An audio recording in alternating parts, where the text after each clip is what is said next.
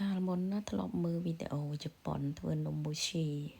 មើលហើយអត់ចង់ធ្វើទេដោយសារមើលទៅដូចពិបាកពេកបងប្អូនហើយឃើញគេយកម្សៅមកបុកផងមកដំផងតម្រាំបានចេញជានំហូបតែការពិតទៅมันបាច់ធ្វើដល់ថ្នាក់នោះពេកទេថ្ងៃនេះខ្ញុំមកធ្វើមូឈីស្នូលដំឡូងជ្វាមុនដំបូងខ្ញុំមានដំឡូងជ្វា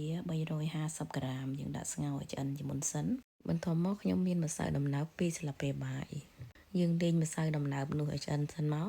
តែពេលលីងបងប្អូនកុំបើកភ្លើងខ្លាំងពេកយើងត្រូវបើកភ្លើងតិចបើមិនចឹងទេម្សៅដំណើបយើងនឹងខ្លោចអស់ពេលដែលវាឆ្អិនគឺថាវារៀងផុសអញ្ចឹងបងប្អូនយើងចាក់ចូលក្នុងចានសិនទៅឥឡូវនេះយើងក្រឡេកមកមើលដំឡូងយើងវិញគឺថាបានឆ្អិនល្អហើយដោយសារតែដំឡូងនេះខ្ញុំដាក់ទូកកអញ្ចឹងហើយយើងស្ងោរលឿនជាងដំឡូងស្រស់បន្ទាប់មកខ្ញុំយកទៅដាក់ក្នុងម៉ាស៊ីនកិនហើយខ្ញុំដាក់ស្ករចំនួន50ក្រាមអំបិលបន្តិចហើយនឹងប្រេងអូលីវ2ស្លាបព្រាបាយរួចហើយយើងក្រឡុកគ្រឿងទាំងអស់នោះឲ្យបានចូលសព្វគ្នាល្អជាមុនសិនហើយនឹងបានម៉ត់ល្អផងដែរពេលដែលគ្រឿងយើងបានម៉ត់ហើយឥឡូវនេះខ្ញុំយកទៅចាក់នៅខ្ទះហើយយើងបើកភ្លើងឲ្យទឹកដំឡូងយើងគឺថាបានរីងដោយសារតែដំឡូងនៅស្រុកនេះបងប្អូនដូចដំឡូងស្រុកយើងទេគឺថាមានទឹកច្រើនណាបើដំឡូងស្រុកយើងទើបផុសល្អយើងលីងតតែរមួតហើយនឹងដាច់ទឹកបែបនេះយើងចាក់ដាក់ចានទុកឲ្យត្រជាក់សិនមកឬមួយក៏បងប្អូនចង់ដាក់ទូទឹកកកឲ្យឆាប់ត្រជាក់ក៏បានដែរឥឡូវនេះយើងមកលាយគ្រឿងសម្រាប់ធ្វើម្សៅវិញខ្ញុំមានម្សៅអង្ករដំណើបចំនួន80ក្រាមហើយនឹងម្សៅពោត2ស្លាបព្រាបាយស្ករស30ក្រាមហើយខ្ញុំបន្ថែមអំបិលបន្តិចរួចហើយយើងកូរគ្រឿងស្ងួតទាំងអស់នោះឲ្យបានសព្វគ្នាបន្តិចសិនបន្ទាប់មកខ្ញុំដាក់ទឹកដោះគោចំនួន150មីលីលីត្រ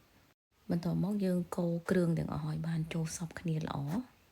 យើងកូរយ៉ាងណាឲ្យម្សៅយើងហើយនឹងគ្រឿងគឺថាបានម៉ត់ល្អមែនតែនពេលដែលគ្រឿងយើងបានម៉ត់ល្អហើយខ្ញុំបន្ថែមប្រេងអូលីវ1ស្លាបព្រាបាយទៀតរួចហើយយើងបន្តកូរតតែគ្រឿងយើងគឺថាបានចូលសព្វគ្នាល្អតែម្ដងបើសិនជានៅមានក្របអីបងប្អូនអាចយកកន្ត្រងយកមកត្រងក៏បានដែរពេលដែលគ្រឿងយើងបានម៉ត់ល្អហើយខ្ញុំយកប្រេងអូលីវឬមួយក៏ប្រេងឆាក៏បានដែរយកទៅលាបនៅនឹងចានដើម្បីដាក់ម្សៅយើងចំហុយយើងចាក់ឲ្យរាងក្រែលតិចមកហើយយើងលាបតតែសពពេញចានយើងធ្វើអញ្ចឹងពេលយើងចំហុយទៅគឺវាអត់ស្អិតបន្ទាប់មកខ្ញុំចាក់ម្សៅចូលយើងចាក់ចូលទាំងអស់តែម្ដងពេលដែលយើងចាក់ម្សៅរួចហើយយើងដាក់ដាំទឹកនៅក្នុងចានចំហុយពេលដែលទឹកយើងបានក្តៅហើយខ្ញុំដាក់ម្សៅនោះចំហុយរយៈពេល20នាទីចំពោះពេលវេលាចំហុយវិញអាស្រ័យលើចំនួនម្សៅដែលបងប្អូនធ្វើបើបងប្អូនធ្វើចំនួនប្រហែលខ្ញុំយើងចំហុយតែ20នាទីទៅបានហើយរយៈពេលដែលខ្ញុំចំហុយម្សៅនេះខ្ញុំមកលុញស្នូលយើងលុញទូចមកល្មមមក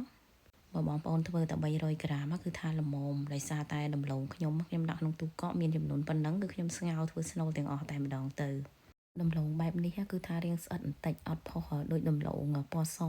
ងក្រោយពីលុញរួចហើយយើងទុកមួយដុំសិនមកបន្ទាប់មកម្សៅយើងគឺថាបានឆ្អិនល្មមដែរខ្ញុំយកមកចាក់ដាក់នៅក្នុងជ្រុញហើយយើងចាក់ទាំងក្តៅបងប្អូនកុំទុកឲ្យត្រជាក់ពេលដែលឆ្អិនភ្លាមគឺយើងយកមកចាក់ភ្លាមតែម្ដងទាំងក្តៅ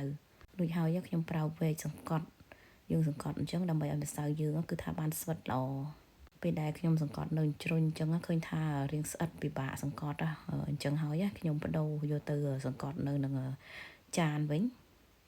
យើងសង្កត់នៅនឹងចានអញ្ចឹងគឺថាស្រួលបងប្អូនដោយសារតែចាននេះវាមានជាតិប្រេងស្រាប់បងប្អូនត្រូវប្រើកម្រាំងដៃឲ្យរៀងធ្ងន់តិចដែរយើងឆ្លីយូរដែរខ្ញុំឆ្លីប្រហែលជា5ទៅ7-10នាទីឯដែរយើងឆ្លីតតែម្សៅយើងគឺថាបាន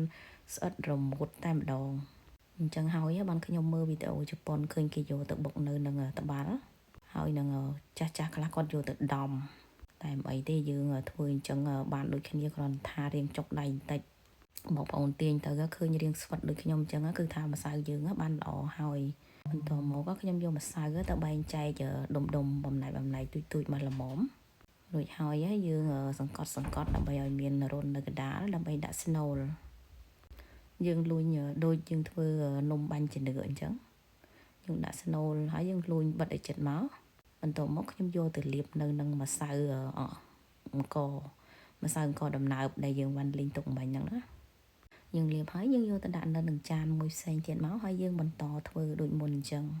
ហ ហើយបងប្អូនអាចធ្វើជាមួយនឹងស្នូលត្រាវក៏បានស្នូលទុរេនក៏បានស្នូលសណ្តែកក៏បានហើយចំពោះដំឡូងវិញណាបងប្អូនធ្វើជាមួយដំឡូងស្វាយក៏បានដំឡូងពណ៌សក៏បានងាយស្រួលធ្វើមែនតើបងប្អូនហើយយើងទុកនៅខាងក្រៅបាន2-3ថ្ងៃអីគឺថាអត់ខ្លាចខូចទេដោយសារតែយើងលីងទឹកល្អហើយខ្ញុំទុក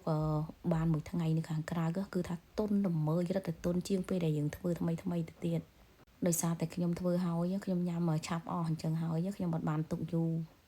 យើងអត់ដឹងថារយៈពេលដែលយើងទុកខាងក្រៅបានប្រហែលថ្ងៃដែរគ្រាន់តែថាយើងឃើញរបស់គេលក់បងប្អូនគេទុកបានយូរគេទុកនៅក្នុងប្រអប់យើងធ្វើប៉ុណ្ណេះគឺថាហូបតែមួយថ្ងៃអី2ថ្ងៃគឺអស់ហើយអត់មានសល់ទេបងប្អូនអរគុណ